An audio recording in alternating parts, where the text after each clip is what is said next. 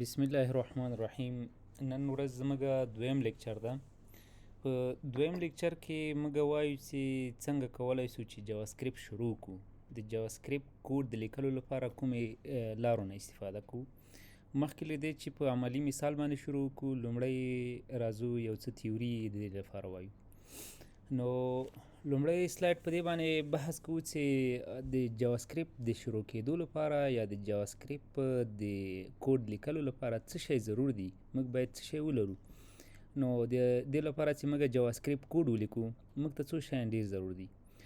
تاسو سره خو باید کمپیوټر موجود وي واوسي. صحیح ده. د کمپیوټر باوجود موږ سره باید یو ویب براوزر واوسي. باید موږ یو ویب براوزر ولرو. ویب براوزر چې دا هغه مختلف ډولونه کېدلی سي. هر ډول چې تاسو سره وي باید یو موجود وي سره. هغه که نیټسکیپ وي، هغه که انټرنیټ ایکسپلورر وي، هغه که ګوګل کروم وي، یا فایرفاکس وي، یا ایج وي، یا سفاري وي، یا نور وي وغیره. هر یو چې تاسو سره وي له دې جملې نه باید یو وي د سره. دوهم دا ده چې زموږ سره باید یو ټکس ایډیټر وي یا آی ډي ای وي. که آی ډي ای وي د سره یا ټکس ایډیټر وي د سره، ستونزه نشته. هر یو چې وي د سره نو باید یو د موږ سره موجود واوسي. یا د موږ سره ورډپیډ واوسیږي، یا د موږ سره نوټپډ واوسیږي، یا نوټپډ پلس پلس واوسیږي، یا وی آی واوسیږي، یا ایمکس واوسیږي، زیمکس، مایکرومیډیا، ډریمویور، یا سبلیم ټیکسټ اوسیږي، یا آټم اوسیږي، یا وغیره نور اوسیږي. خو یو باید اوسیږي. یعنې ډېر څه ته شیانو ته ضرورت نه دی، یوازې یو کمپیوټر ته ضرورت ده. یو په کمپیوټر کې باید ویب براوزر شتون ولري، او یا په همدې کمپیوټر کې یو ټکسټ ایډیټر یا بل هغه سافټویر چې په هغه کې موږ کوډونه رن کوو یا هغه ته آی ډي ای وایو، دا باید موجود واوسي. نو کله چې موږ جاواسکرېپټ لیکو، نو د دې لپاره باید موږ څه شی په ذهن کې ونیسو. تاسې به د کوډ لیکلو سره بلد یې چې کوډ لیکلو لپاره څه شی ضرور دي. یا مثلا کیدای شي تاسو سی پلس پلس، جاوا یا په نورو ژبو کې کار کړی وي، خو هره ژبه ځان ته خپل اصول لري. جاواسکرېپټ هم چې کله تاسې لیکئ، د هغه لپاره څو شیان تاسې باید ضرور په ذهن کې ولرئ. هر کله چې کوډ لیکئ، دغه درې خبرې دي چې دا تاسو باید په ذهن کې وي. لومړی دا چې جاواسکرېپټ یو کیس سینسیټیو لنګویج ده. کیس سینسیټیو لنګویج په څه معنا؟ کیس سینسیټیو سره لفظ سره کیدای شي تاسې مخکې مخامخ شوي وئ. یعنې کیس سینسیټیو په دې معنا چې کله زه یو وریبل لیکم، فنکشن جوړوم، یا یو بل شی لیکم، نو هغه باید هغې کې زه باید دې ته فکر وکړم چې کوم حروف چې ده یا لیټر چې دي، هغه باید هغه کوچنیوالی یا کیپیټل ورډز یا سمال ورډز، دې ته باید زه پاملرنه وکړم. مثلا دلته اوس کیس لیکل شوی ده، کیس په وړو حروفونو لیکل شوی، CASE په دې باندې لیکل شوی. دا اوس که زه په جاواسکرېپټ کې بل ځای کې په غټو حروفونو لیکم، بیا دا کیس او هغه کیس فرق سره لري. مثلا زه یو وریبل جوړوم د نیم په نامه باندې، یا زه یو وریبل جوړوم د فرست په نامه باندې. اوس دا فرست چې ده، فرست دا که زه اف په غټو حروفونو ولیکم، نو په بل ځای کې مې اف په وړو حروفونو لیکلی. دا په کوم ځای کې مې چې په غټو حروفونو لیکلی، په کوم ځای کې مې چې په وړو حروفونو لیکلی، دا دواړه بیا فرق سره لري. صحیح ده. نو دلته ضرور ده چې یا به دواړه په غټو حروفونو وي، او یا به دواړه په وړو حروفونو وي. که یو په غټو حروفونو وي، یو په وړو حروفونو وي، دا بیا په دې معنا چې موږ دوه وریبلونه جوړ کړي دي، دوه بېلابېل وریبلونه هم جوړ کړي. هغه بیا بېل وریبل څه، دا بیا بېل وریبل څه. یعنې کله چې موږ یو څه شی لیکو، باید هغه حروفونو ته ډېره پاملرنه وکړو چې کوم ډول وي، باید هماغه رقم اکسس ورته وکړو. که په وړو لیکل شوي په وړو باید اکسس ورته وکړو، که په غټو لیکل شوي په غټو حروفونو. بل دا ده چې یو سنګل کوټیشن ویدین ډبل کوټیشن. یعنې کله چې تاسې یو کوډ لیکئ، نو ضرورت د دې چې تاسې په یو سینټینس کې دوه ځایه کوټیشن وکاروئ. صحیح ده. نو کله چې تاسې دوه ځایه په یو سینټینس کې کوټیشن لیکئ، نو د دې لپاره اصول دا دي چې تاسې لومړی غټ ډبل کوټیشن ولیکئ، بیا د هغه په منځ کې د سنګل کوټیشن نه استفاده وکړئ. اوس که کوم په یو سینټینس کې تاسې دوه ځایه کوټیشنونه استفاده کوئ، او دلته مو بیا تاسې دواړه ځای ډبل هغه کړل، دا بیا تاسو ته ایرر درکوي، بیا تاسو سره ستونزې سره مواجه کیږئ. نو کله چې تاسې کوټیشنونه استفاده کوئ په یو سنټینس کې، نو تاسې د ډبل کوټیشن په داخل کې بیا سنګل کوټیشن استفاده کوئ. او درېیمه خبره دا ده چې هر کله تاسې یو ساینټکس خلاصوئ یا سنټینس خلاصوئ، نو د هغه په اخر کې باید تاسې هغه ولیکئ، سیمیکالن واچوئ. سیمیکالن هیڅکله مه هېروئ، دا هم کله کله اکثریت وخت دغه چې دا موږ ته یو ایرر راکوي، ستونزه راکوي. نو کوشش وکړئ سیمیکالن مه پرېږدئ. بل موږ وایو چې کله چې جاواسکرېپټ موږ رن کوو، جاواسکرېپټ کوډ رن کوو یا اجرا کوو، نو د هغه لپاره کومه طریقه وکاروو، څنګه یې هغه لیکو او څنګه اجرا کوو. نو لومړی دا چې تاسې به یو ټکسټ ایډیټر راخلاص کړئ، هغه که نوټفټ ده یا نوټفټ پلس پلس ده یا سبلیم ده، هر یو چې تاسې غواړئ یو دانه راخلاص کړئ. کله مو چې هغه راخلاص کړو، د هغه نه وروسته تاسې یو فایل جوړ کړئ. صحیح ده؟ نو فایل چې دا که HTML صفحه تاسې جوړوئ، د هغه په داخل کې جاواسکرېپټ لیکئ، نو بیا هغه فایل ته نوم ورکئ، هر نوم چې تاسې خوښ یې هغه نوم ورته ورکئ. خو په یاد ولرئ چې د فایل ایکسټنشن باید څه وي، STM یا HTML وي. صحیح ده؟ او که چیرته تاسې نه غواړئ چې د HTML په داخل کې جاواسکرېپټ ولیکئ، جاواسکرېپټ لپاره ځان ته فایل جوړوئ، نو بیا همغه فایل ته چې تا ځان ته جوړ کړی ده، هغه ته یو نوم ورکړه. هر نوم دې چې ورته ورکړه، بیا هغه ته یوازې ایکسټنشن ډاټ JS ورکړه. نو کله دې چې هغه ته ډاټ JS ایکسټنشن ورکړه، بیا دغه فایل دا بیا په HTML کې انکلوډ کوي، په HTML په داخل کې بیا د دې سره لینک جوړوي. هغه بیا راتلونکي سلایډ کې وي چې څه رقم لینک جوړېدلی شي. نو کله مو چې دغه فایلونه جوړ کړل، د هغه نه وروسته همغه فایل ته لاړ شه، په فایل باندې کلیک وکړه، اوپن وې دې کړه، په یو براوزر باندې راخلاص کړه. په هر براوزر چې تاسو سره موجود وي، په هغه براوزر یې راخلاص کړه، نو تاسې چې کوم کوډ کړی، د هغه نتیجه به تاسو ته په براوزر باندې ښکاره شي. نو کله مو چې دا شیان زده کړل چې څنګه کوډ ولیکو، په کوډ کې څه ضرور دي او له کوم ځایه شروع کړو، نو اوس راځو دې ته چې جاواسکرېپټ څنګه په یو ویب صفحه کې استعمال کو. یعنی کله چې موږ جاواسکرېپټ کوډ لیکو، په څو طریقو باندې لیکلی شو. دلته موږ درې لارې لرو، یعنی په دریو لارو سره موږ کولی شو د جاواسکرېپټ کوډ په یو ویب صفحه کې انکلوډ کړو. یو طریقه یې دا ده چې تاسې انلاین طریقه باندې کولی شئ، دویم دا ده چې تاسې انټرنل طریقه باندې کولی شئ، او دریم دا ده چې تاسې ایکسټرنل باندې کولی شئ. انلاین او انټرنل دواړه د HTML صفحې په داخل کې کیدلی شي، او ایکسټرنل بیا ځان ته یو صفحه جوړیږي، خو د HTML صفحې په داخل کې یوازې لینک د هغه سره جوړېدلی شي. اوس راځو دغه درې واړه طریقې په همدغه کې وایو. صحیح ده؟ مخته درې څلور سلایډونه مو چې ویلې، هغه هم په عملي کار کې اوس ګورو، او دغه درې لارې هم اوس په عملي کار کې ګورو. نو د دې لپاره ضرور ده چې موږ یو ټکسټ ایډیټر راخلاص کړو. ټکسټ ایډیټر ما سره سبلیم ده، نو سبلیم ټکسټ ایډیټر ما راخلاص کړ. لومړی راځم همدا فایل زه ثبتوم. صحیح ده؟ نو تاسې دغه فایل باید په یو ځای کې ثبت کړئ. زه غواړم په همدې فولډر کې ثبت کړم، او دې ته یو نوم ورکوم چې writing code ډاټ. اوس دلته زه HTML په صفحې په داخل کې کار کوم. صحیح ده؟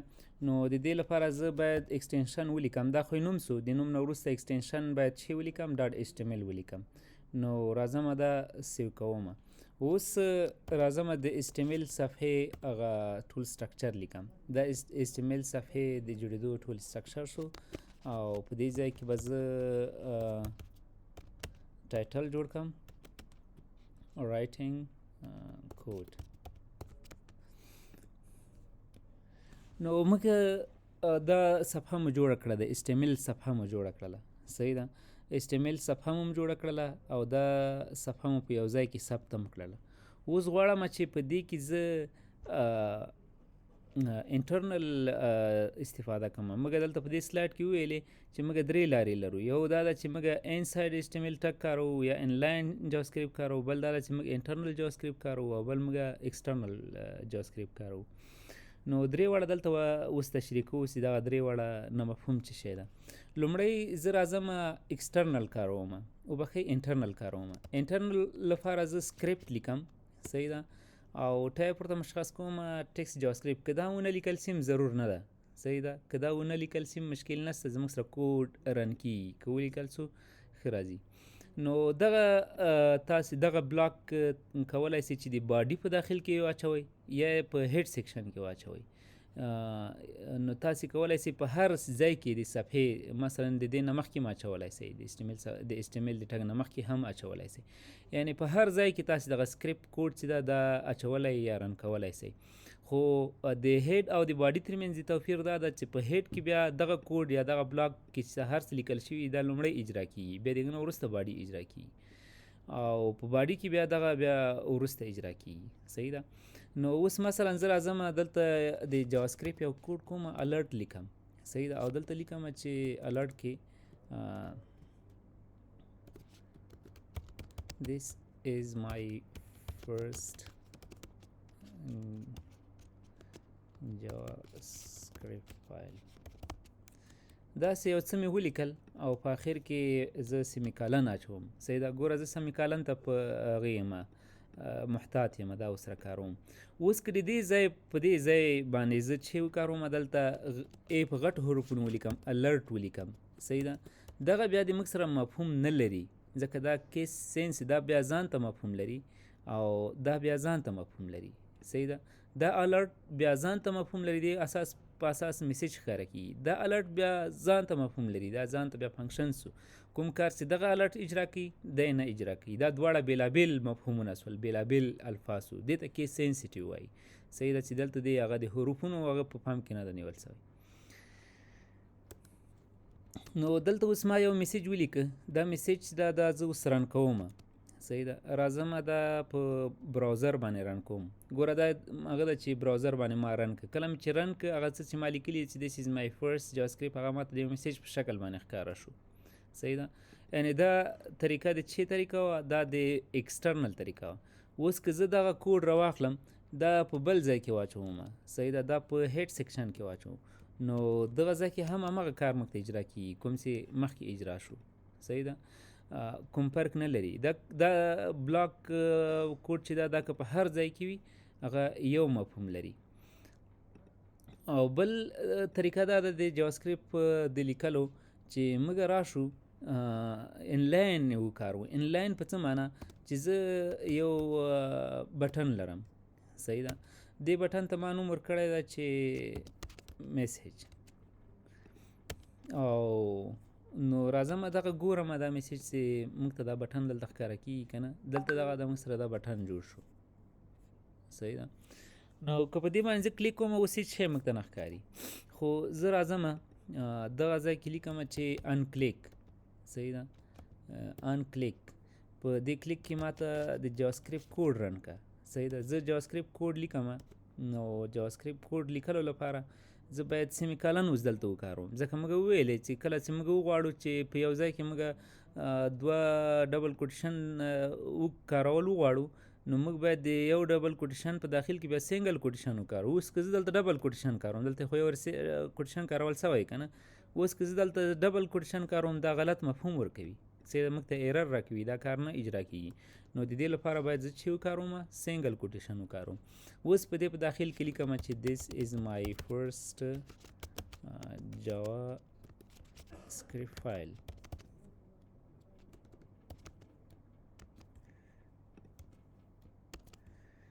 نو دا راځم دا رن کوم. اوس به دغه ځای کې زه چې کله په میسیج باندې کلیک کوم نو ماته به همدغه ښکاري، صحیح ده. ګوره د جاواسکرپټ کوډ بیا ماته ښکاري. کله چې زه په میسیج باندې کلیک کوم ماته به چې ښکاره کي د جاواسکرپټ کوډ ښکاره کیږي.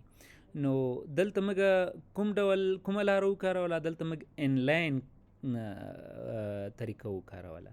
کومه طریقه؟ انلاین طریقه مو وکاروله. اوس راځو موږ غواړو چې کومه طریقه وکارو؟ د ایکسټرنل طریقه وکارو. د ایکسټرنل لپاره باید ته یو بل فایل واخلې، صحیح ده، یو بل فایل صفحه جوړه کړې. دا صفحه راځم ثبتوم یې، صحیح ده، دې ته نوم ورکوم چې first.js. ګوره دا فرست یو نوم سو، دا جی اس باید چې ولري دا ضرور د چې ولري دا یو ایکسټینشن سو دا زه ثبتومه د دې نه وروسته راځم په دې کې لیکمه چې الرټ صحیح ده الرټ مې ولیکه او دا د جاواسکرېپټ یو کوډ ده که نه زه لیکمه چې this is my first JavaScript file